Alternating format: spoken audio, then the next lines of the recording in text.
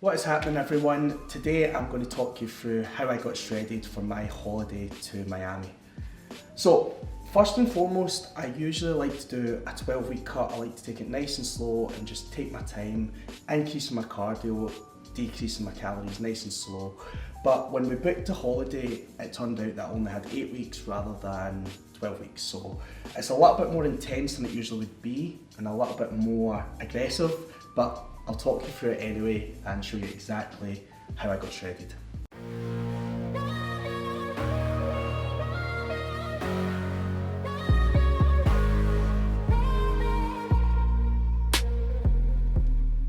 Welcome back to the channel. So I've just came back on holiday. It's the 5th of January.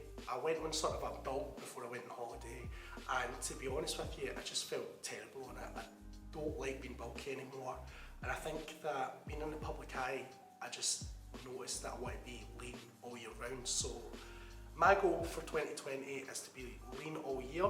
So I'm going to start my cut, and I think roughly I'll need to check my weight, which we'll do just now. But I think roughly I'll need to do about an 8-week cut, and then my plan is, like I said, to stay lean all year. So this is me committing to it, telling you guys, let's see if I can do it. But first of all, let's see the damage done over the Christmas period. See that? Is that in? Yeah. Okay, so 13, 12. So that's roughly a stone heavier than what I went into Love Island with. So I've got a bit of stone to lose. I reckon roughly I can take that off in about 6 to 8 weeks. And yeah, I'll keep you guys updated with the progress on a monthly basis. So let's see how I get on. So first and foremost, what you need to do is find out your maintenance calories, okay? So your maintenance calories is pretty much how much calories you're going to be on when you don't gain weight and you don't lose weight. So there's plenty of calculators online that you can find this out, but personally I know for myself that about 3,000 calories, if I eat that amount per day, I won't gain any weight and I won't lose any weight. So personally, a good starting point for me is to start 200 calories below that.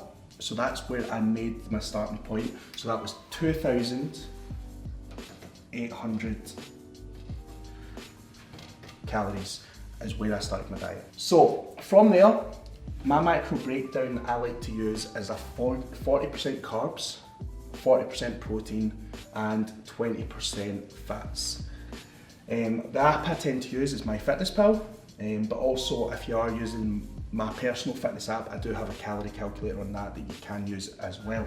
When it comes to your macro breakdown, the most important thing you can hit is your protein intake. So there's certain days where things might not go to plan 100%, you may be out and about, but I always make sure that I hit my 40% on the protein, and then from there you can kind of let your carbs go and your fats go either way. It's not overly important as long as you're staying within your calorie deficit.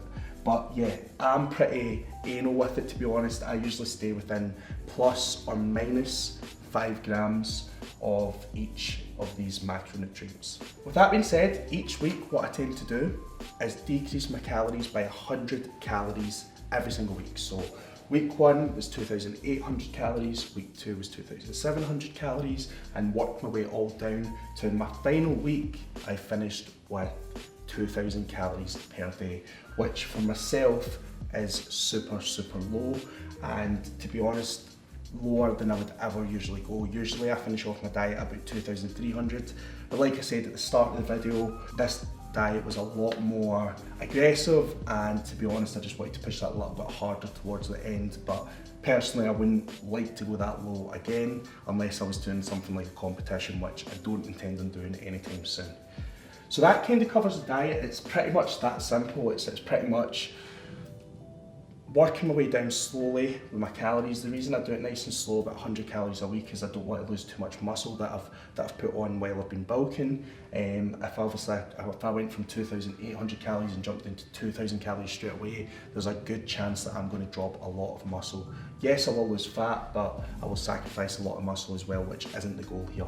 So nice and slow and take your time. So I've got a 6-day split that I was following during this. So we've got quads and calves, chest, back, hamstrings and calves, arms and shoulders. So yeah, basic 6-day split, 1 day resting a week which as the diet goes on, I don't actually tend to have any rest days. There will be cardio involved in there. So yeah, moving on to the cardio.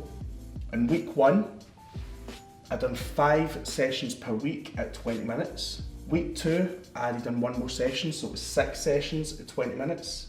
Week 3, I then added in another session, so I was doing cardio for 20 minutes every single day. So then the only way to increase this was to increase my minutes rather than my days, because there was no days left. So I increased by 5 minutes every week going forward. So as you can see, week 4 was 25 minutes per day, then 30 minutes per day, 35 minutes per day, 40 minutes per day, and then by week 8, the final week, I was up to 45 minutes of cardio per day. So I tend to do my cardio in the morning fasted. There's no reason behind this really. Science shows that it doesn't really make that much of a difference, but personally I just wouldn't like to do cardio on a full stomach. I like to get up, straight onto the cross trainer and just nice and light with the cardio. Right, it's 7:30 in the morning, I'm tired, I'm sore, I've got literally like 3 days left of my diet, and to make things worse, it's snowing outside.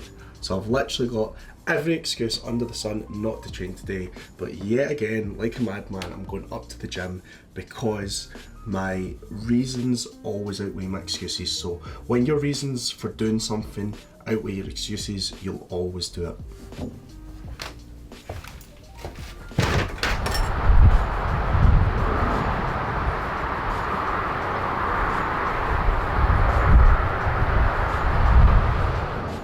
A lot of people have got this argument between HIIT training and list training. To be honest, it's personal preference. When I'm at this stage of my diet, I'm hitting it so hard with my weight training. I don't really want to exert myself too much when it comes to my cardio, because I just feel like I won't have enough energy throughout the day. So I just like to take it nice and easy on the cross trainer and just focus on burning calories. I mean, by week 8, when I'm doing a 45-minute on the cross trainer, you're burning about 400 calories in the morning before you even kick a ball, so it's a great start to your day. What I've not wrote down here is abs. I've just remembered there. I roughly train my abs every second day when I am on a cut, but 3 times a week is sort of enough. So yeah, the main focus with the diet is, and it's as simple as this, you can go any type of diet you want to go, you can go any type of training you want to go, but in my opinion, what is important is progression. So each week I know I'm bringing my calories down and I'm increasing my activity up. So with that being said, there's only one direction you can go. You can only lose weight.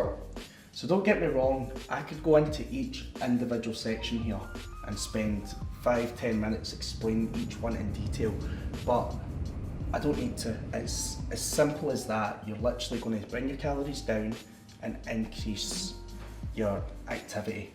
That's as simple as it gets. People can make it very, very difficult and start talking about all different sorts of diets, all different sorts of training methods, but this is as simple as it gets, and that's what I follow, and that's how I get into the shape that I do.